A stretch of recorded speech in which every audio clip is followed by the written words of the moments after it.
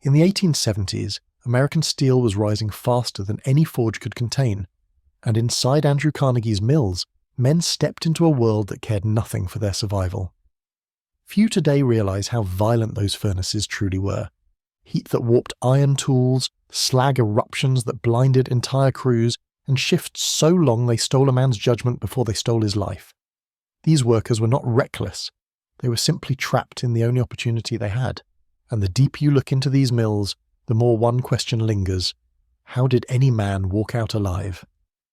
Before we begin, if stories like this move you, consider subscribing to our channel to help preserve the forgotten sacrifices of those who built our world.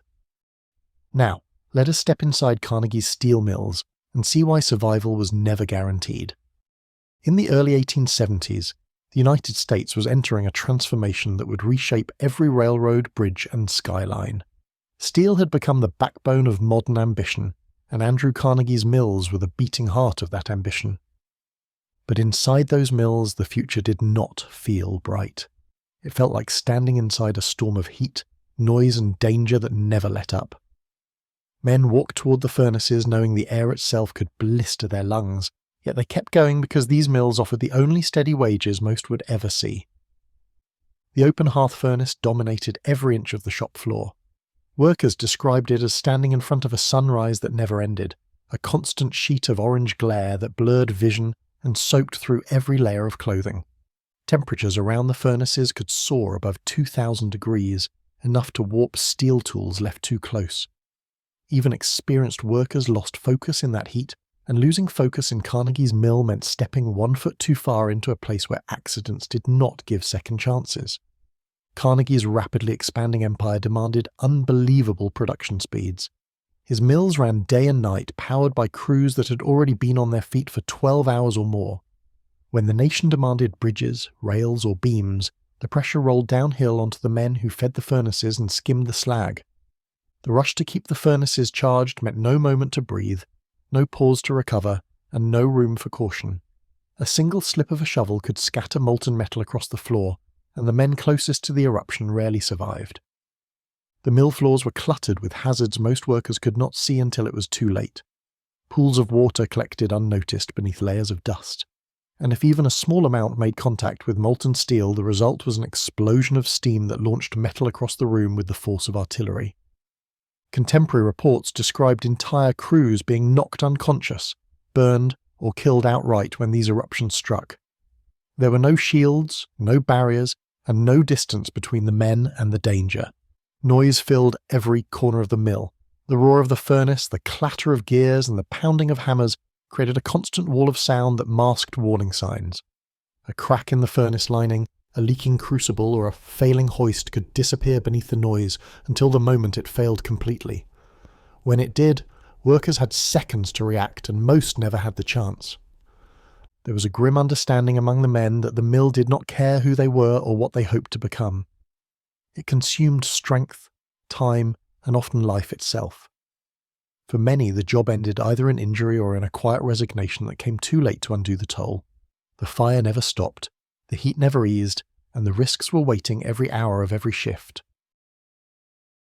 Most men who stepped into Carnegie's mills in the 1870s did not do so because they were brave. They did it because they had no other options. The aftermath of the Civil War had left entire communities broken, wages depressed, and labour in constant oversupply. Immigrants arrived by the thousands from Scotland, Ireland, Italy, and Eastern Europe, escaping hunger only to find themselves facing another kind of hardship. The mill owners knew this. Carnegie knew it better than anyone. He offered steady pay, and for men who had families to feed, that promise outweighed any fear. In towns like Braddock, Homestead, and Pittsburgh's river valleys, the mills dominated life. Their smokestacks covered the sky, their hiring lines stretched around blocks, and their wages, though modest, were more predictable than the temporary work found elsewhere.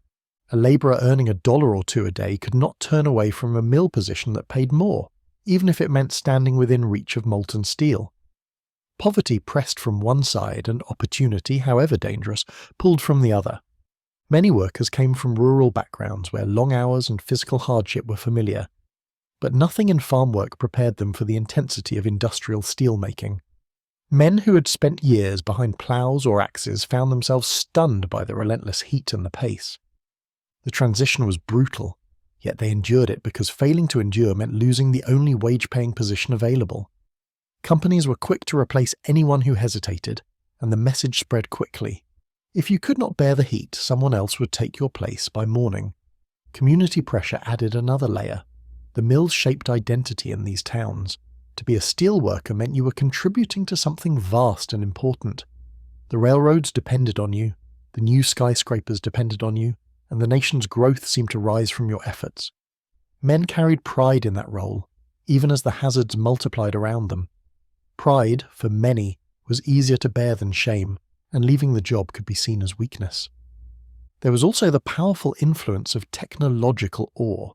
Steelmaking in the 19th century was seen as a marvel.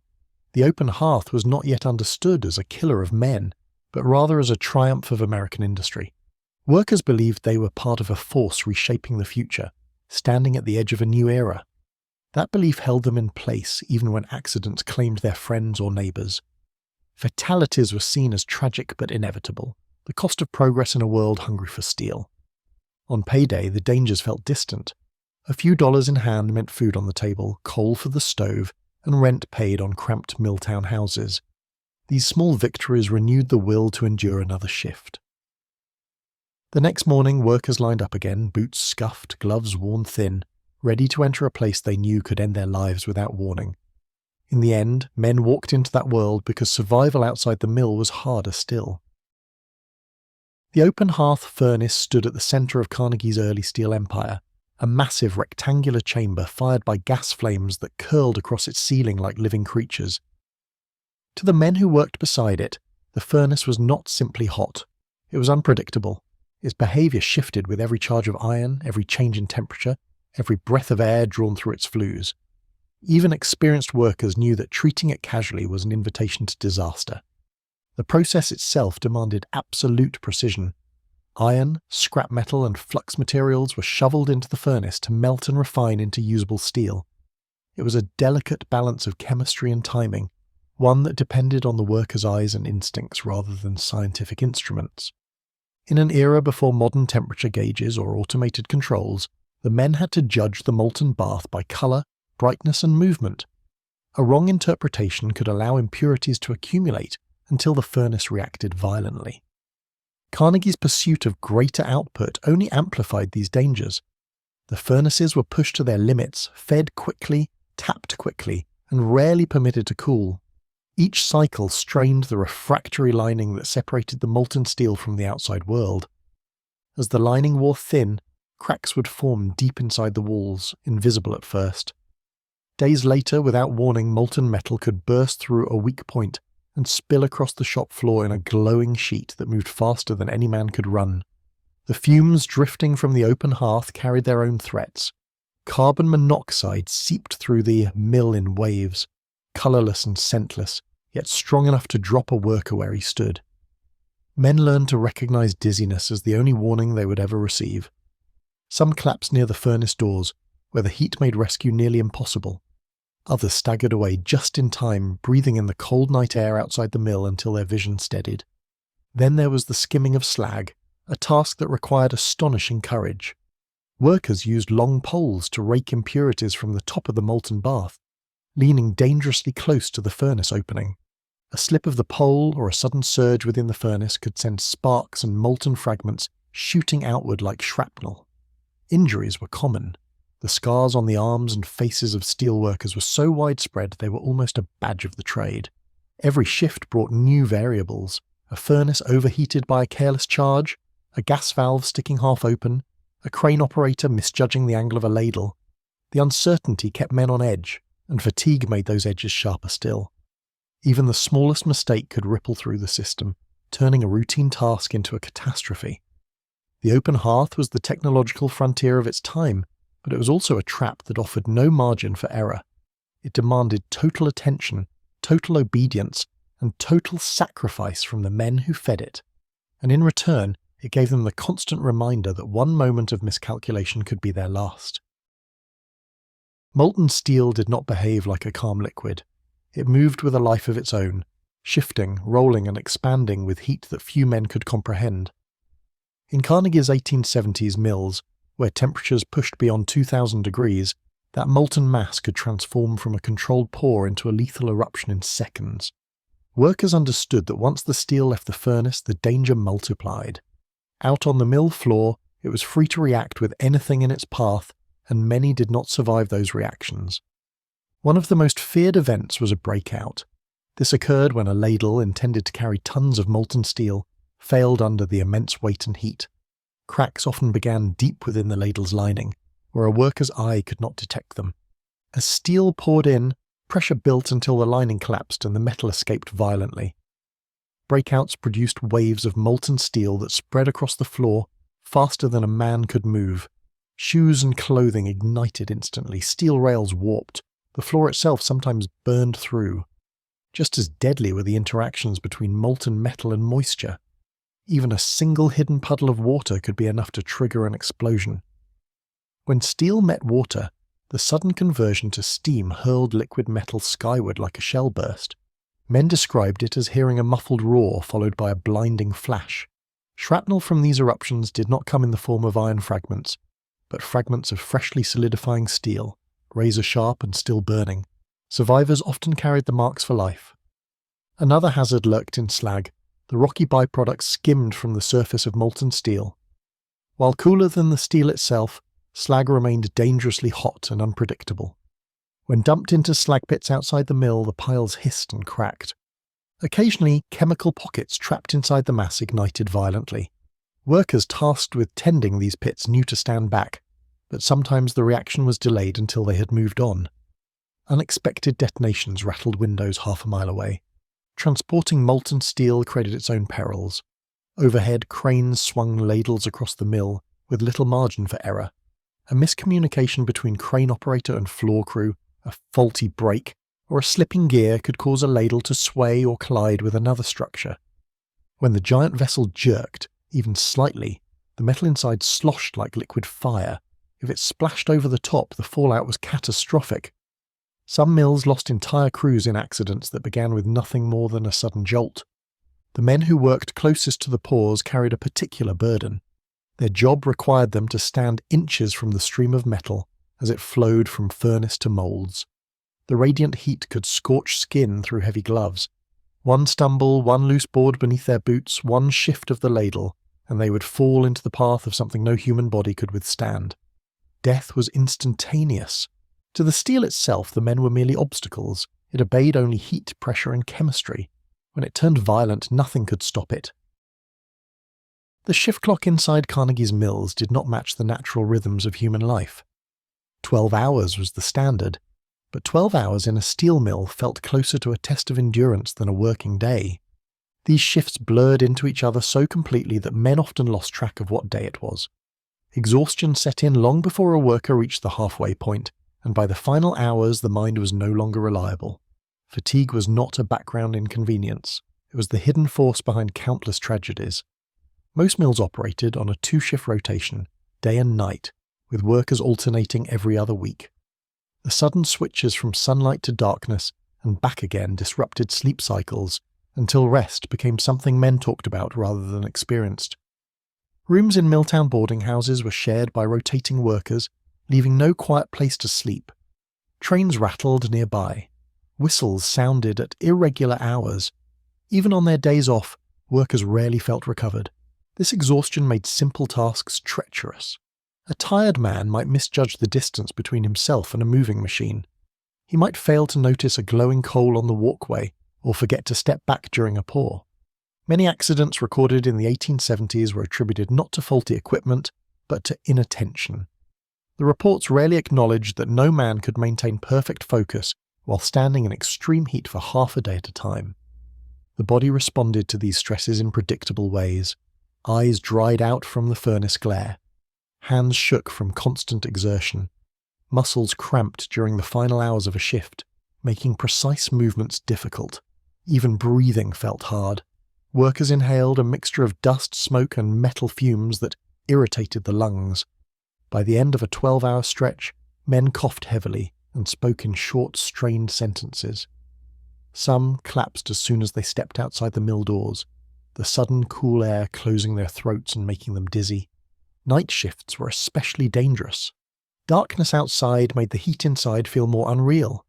Lamps flickered over the mill floor, casting shadows that moved and distorted the environment. A worker might think he saw someone in his path when no one was there, or worse, fail to notice a real person stepping into danger. Supervisors frequently noted the increased risk during night hours, yet production never slowed.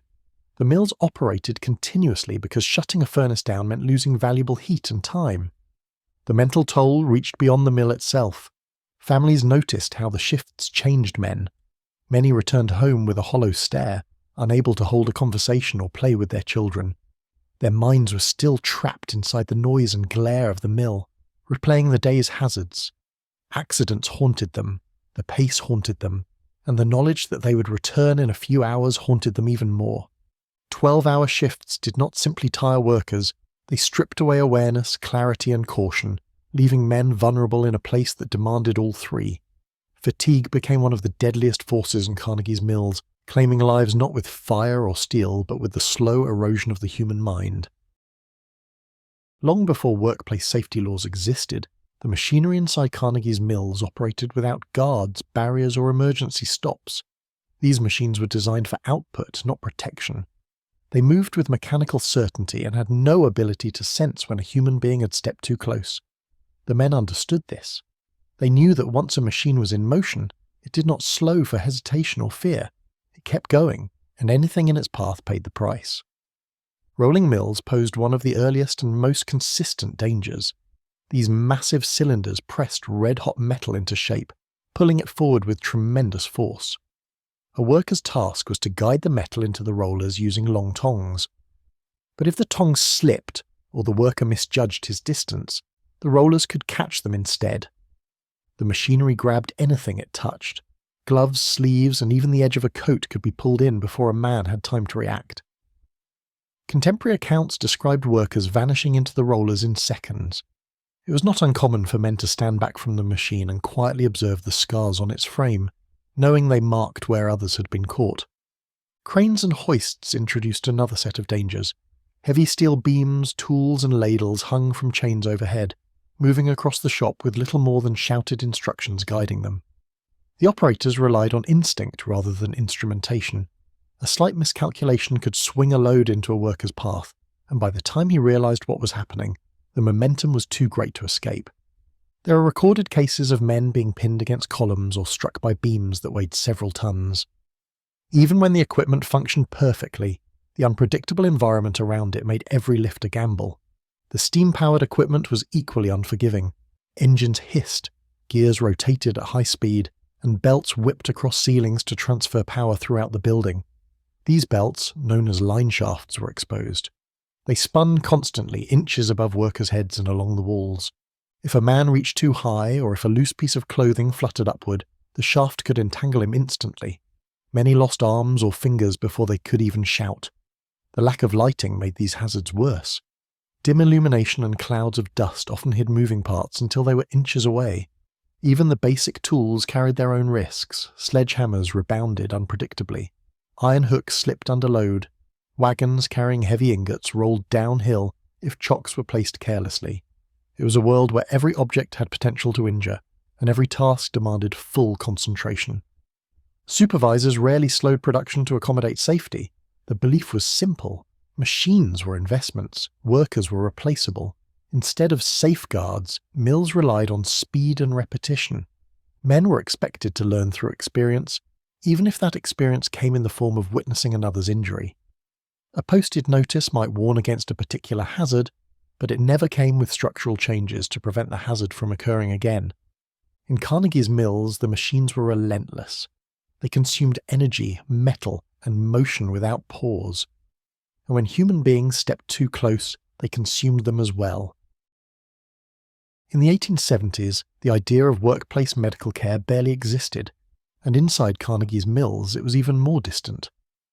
When accidents happened, men did not expect doctors to rush in or ambulances to arrive. They expected their co-workers to carry them outside, pray the injuries were survivable, and hoped the nearest physician was not already overwhelmed. The mills were built for production, not recovery.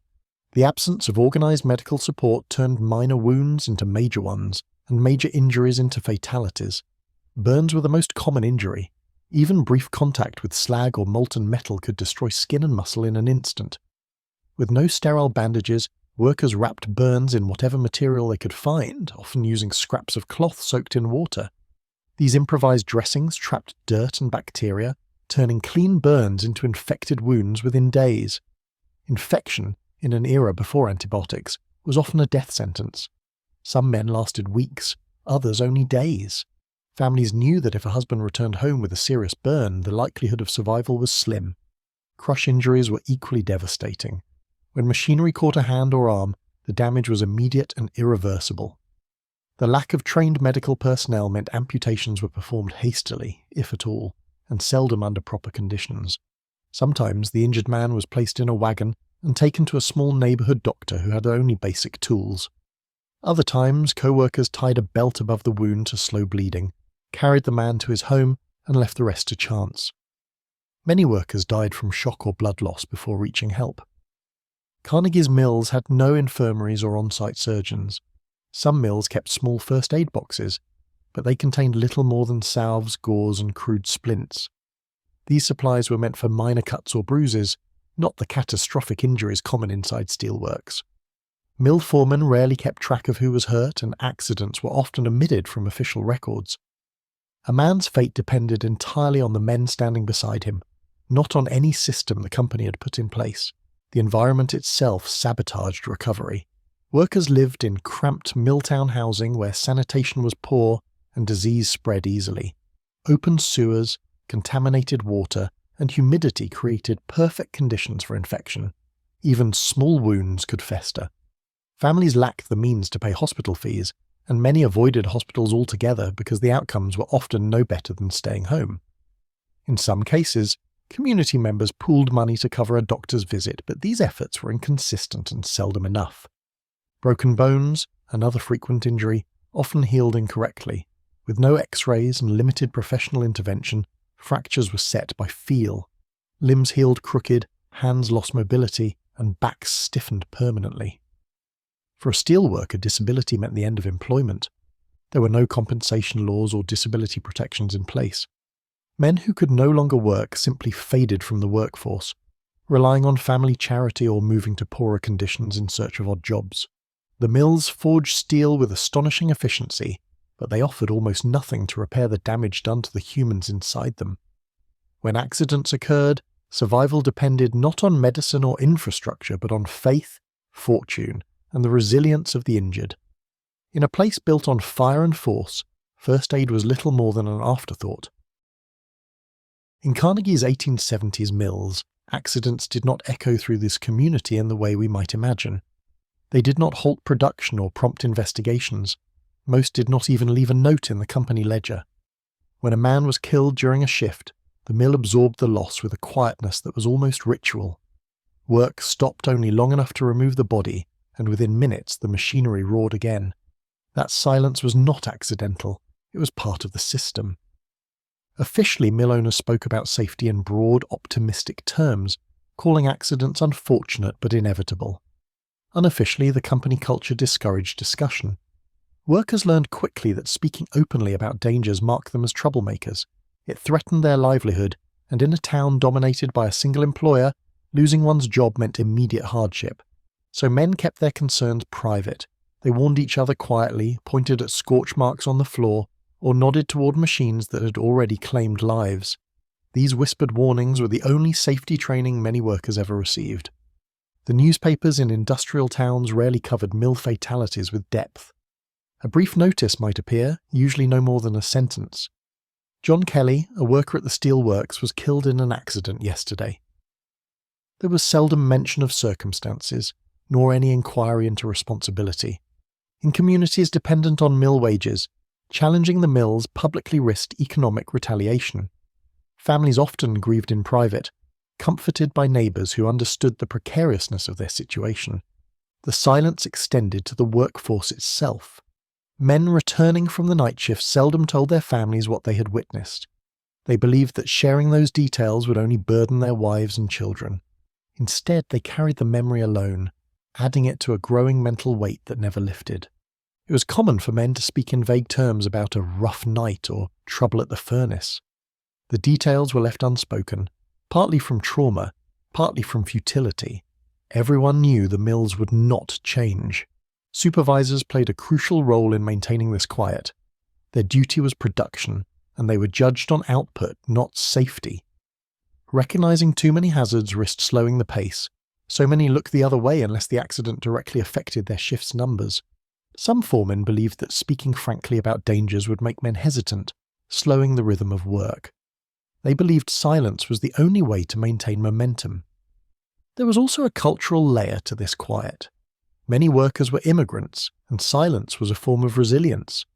In their home countries, labourers were used to dangerous conditions and little institutional support. Complaints had rarely changed anything. Endurance was the expected response. Inside Carnegie's mills, this mindset became part of the atmosphere. The danger was understood. The losses were absorbed. The work continued. The quiet was not denial. It was a survival mechanism. If men allowed themselves to dwell on the deaths around them, they would lose the focus needed to stay alive. So they buried the stories, buried the fear, and stepped back into the fire each day. In a world where danger was constant, silence became the only shield they could afford. By the 1870s, Andrew Carnegie had embraced a philosophy that defined the era of industrial expansion: efficiency above all else. In his mind, steel was the material that would carry America into the future, and any hesitation in production threatened both progress and profit. This belief shaped every decision inside his mills. The push for lower costs, faster output, and relentless competition created conditions where human life ranked far below the demands of machinery and the expectations of investors. Carnegie was not alone in this mindset. Industrial America was built on a framework that rewarded speed, volume, and aggressive cost control. Steel was measured not in the number of men it took to produce it, but in the tons poured each week. Mill managers were selected for their ability to reduce expenses, minimize downtime, and meet ambitious quotas. These incentives made safety improvements seem like obstacles. A guardrail slowed a worker by seconds. A break in the shift risked cooling the furnace. A medical room cost money to staff. Each of these considerations cut against the flow of efficiency. Wages reflected this imbalance. Workers earned only a small fraction of the value they produced, and even that pay was subject to deductions for tools, housing, or missed hours. Carnegie's early mills adopted the sliding scale wage system, tying labourers' incomes to the fluctuating price of steel. When prices fell, wages dropped. When prices rose, wages sometimes climbed, but rarely enough to match the danger. The system transferred financial risk from owners to workers while the mills themselves carried none of the burden of accidents or injuries. Corporate strategies further deepened the divide. Carnegie's managers were known for their willingness to cut corners if it meant meeting production targets. Furnaces were pushed past recommended limits. Machinery was repaired only when it failed, and mill conditions deteriorated as output increased. The idea of slowing production to fix a hazard was almost unthinkable. Steel customers cared little about the means of production, only the speed of delivery. That expectation trickled downward, adding pressure to every shift. The imbalance of power ensured that workers had few avenues to demand change. Early labour unions existed, but the steel industry fought them aggressively. Organisers were fired, blacklisted, or threatened. Immigrant workers feared losing their only source of income, and native-born workers feared being replaced by newcomers willing to accept lower wages. This division kept the workforce fractured and vulnerable. Without unity, there was no leverage. Without leverage, there were no reforms. The mills were also shaped by Carnegie's belief in what he called the gospel of wealth, a philosophy arguing that those who controlled capital were morally obligated to use their fortunes for the greater good. But this obligation applied only after wealth was accumulated. Inside the mills, accumulation came first, and it came through unending production. Carnegie invested heavily in libraries and public institutions, yet the workers producing the steel that funded these projects laboured under conditions that remained unchanged. The brutal truth was simple. The mills operated as they did because the economic structure rewarded every shortcut and punished every pause. As long as steel flowed and profits grew, the cost in human lives remained an accepted part of doing business. By the end of the 19th century, Carnegie's steel had shaped the nation in ways no one could ignore. Towers rose where wooden buildings once stood. Railroads spanned continents, carrying freight and people farther than earlier generations ever imagined. Bridges stretched across rivers with confidence and permanence. The strength of American steel became a symbol of the country's emergence as an industrial power. Yet the men who produced that steel paid a price that rarely appeared in the story of national progress. Many workers did not live long enough to see the structures they helped build. Those who survived carried physical reminders of their labour. Missing fingers, burn scars, limps, and chronic breathing problems were so common among steelworkers that they became part of the community's landscape. Children grew up recognizing these injuries as normal signs of adulthood. A man who returned home unmarked after years in the mills was almost an oddity. The mills themselves changed the culture of the towns around them. Generations learned to orient their days around shift whistles, train deliveries, and furnace taps. Entire neighbourhoods lived in the shadow of the stacks, their windows coated with soot and their streets filled with workers walking to and from the mill gates. The mills created work, but they also created a world where danger seeped into every household. Families waited anxiously for the sound of footsteps at the end of a shift, knowing that sometimes the door would remain closed. Even after men left the mills, the experience never left them.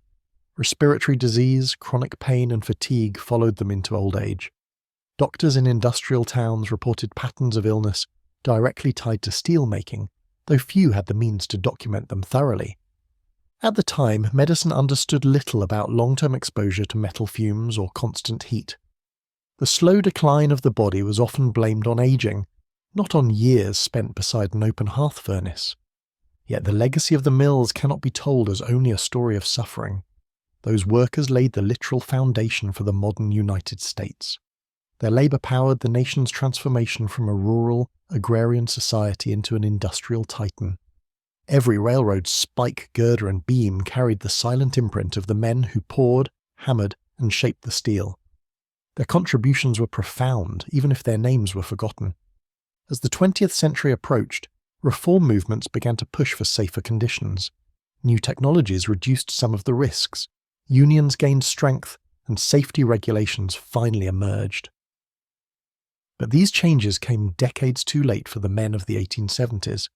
Their sacrifices were woven into the early history of American industry, a history that often celebrated innovation while ignoring the human beings who made that innovation possible.